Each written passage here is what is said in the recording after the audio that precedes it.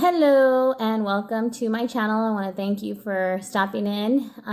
Today what I want to talk about is our diet. When we are experiencing anxiety, when we if we're sick and we go to seek help, one of the first things that our professionals tell us to do is to change our diet. What are you eating? Or if you're in recovery, they put you on a diet.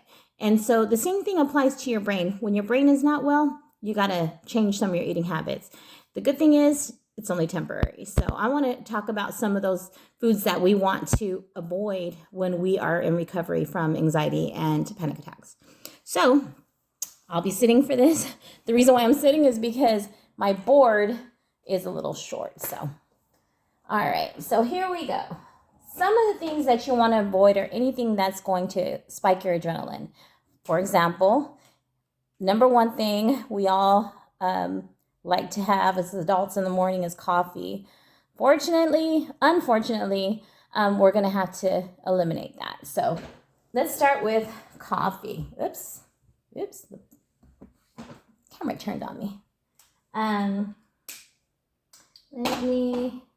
Let's start with coffee. That's one of the things you want to eliminate from your diet. So let's start with coffee.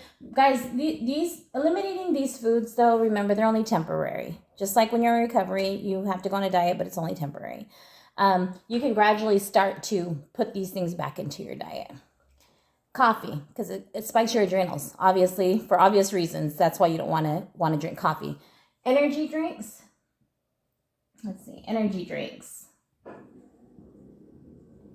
Energy drinks. Excuse my handwriting, guys. I cannot write.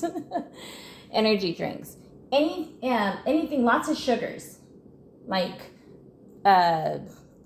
anything with lots of sugars. Bread actually has a lot of sugar in it. So anything that has lots of sugar. So slow sugar intake. Slow down sugar intake.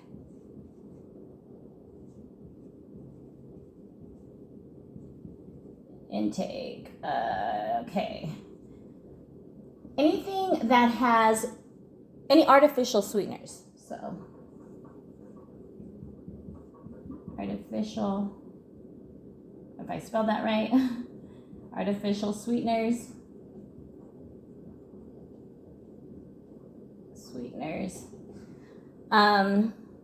Anything that has aspartame in it. Aspartame, there's studies on that it's been now they're saying that there's no scientific proof, but then there's scientific proof, so I don't know. But I did eliminate this from my diet, and I honestly feel that it helped me out a lot. So I tried it. It's worth trying.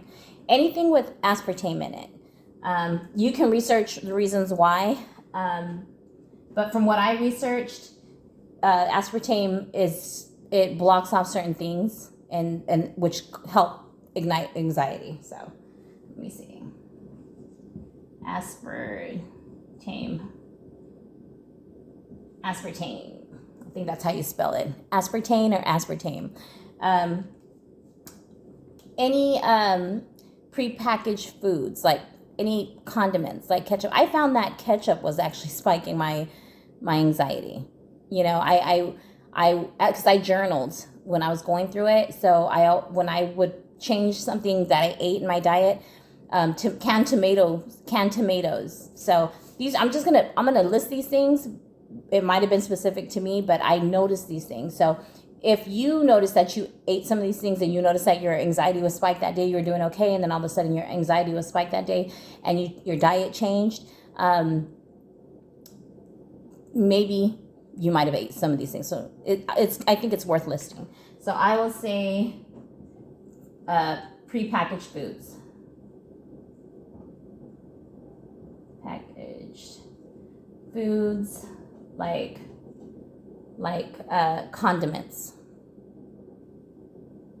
I'll just say prepackaged foods, and then you want to just pay attention to that. Whatever prepackaged foods that you're eating, pay attention to that.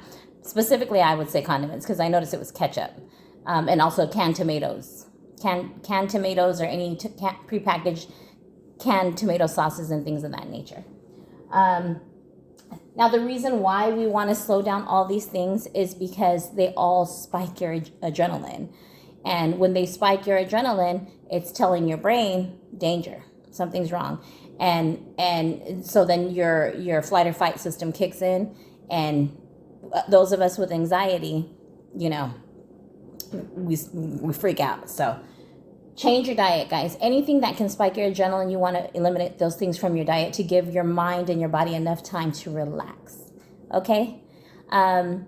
You can look online. There's several resources online about food that you should not eat when you're having anxiety or experiencing anxiety and panic attacks. You can find all of them. There's many resources online you can find. I will list some on my YouTube channel that I specifically paid attention to. And if you're interested in that, go take a look at my YouTube channel. It's not currently up there, but I will have it up there within the next week or so. So hopefully this helps. Thanks. And I look forward to seeing you on the other side of anxiety. Thank you.